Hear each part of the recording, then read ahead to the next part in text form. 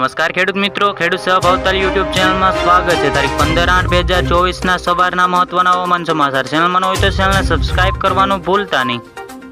તો હવામાન વિભાગ આગાહી અનુસાર આજે સમગ્ર ગુજરાતમાં હળવાથી મધ્યમ વરસાદ પડવાની સંભાવના હવામાન વિભાગે વ્યક્ત કરતા જણાવી રહ્યા છે। તો મહેસાણા, સાબરકાંઠા, પાટણ યલો એલર્ટ આપવામાં આવી રહ્યું છે।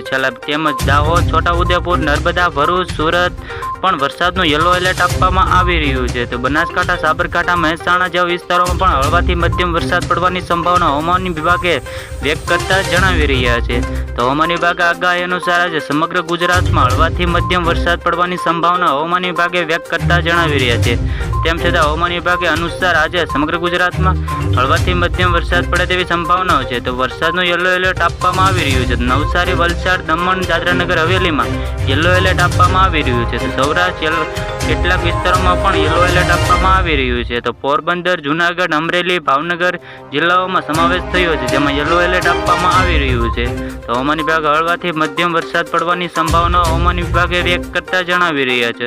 તો છેલ્લા કેટલાક દિવસથી વરસાદી માહોલ જામ્યો છે, જેવા હળવાથી મધ્યમ વરસાદ પડે તેવી સંભાવના હવામાન વિભાગે વ્યક્ત કરતા જણાવી રહ્યા છે। તેમ દાહોદ, છોટાઉદેપુર પણ હળવાથી મધ્યમ વરસાદ પડવાની સંભાવના હવામાન વિભાગે વ્યક્ત કરી છે। તો હવામાન વિભાગે દ્વારા રાજ્યમાં સતત 6 દિવસથી મોટાભાગ વિસ્તારોમાં ગાજવીજ સાથે હળવા મધ્યમ વરસાદ પડવાની આગાહી કરવામાં આવી છે। તો વરસાદી માહોલ જળવાય છે, જે સંભાવના હવામાન વિભાગે વ્યક્ત કરી છે।